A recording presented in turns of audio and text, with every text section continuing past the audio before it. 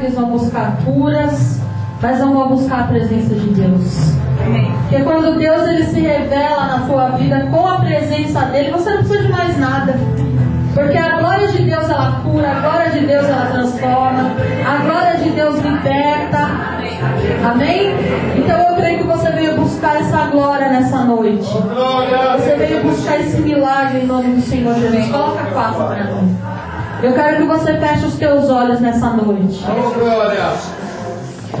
Já foi ministrado aqui palavras maravilhosas. O Senhor falou muito comigo nessa noite. Mas eu quero que você saia daqui cheio da glória de Deus, cheio do poder de Deus. Eu vim aqui profetizar na tua vida nessa noite, que você seja cheio do poder de Deus. Aleluia. Já posso sentir aqui a glória do Senhor. Vejo um batalhão de anjos pra lutar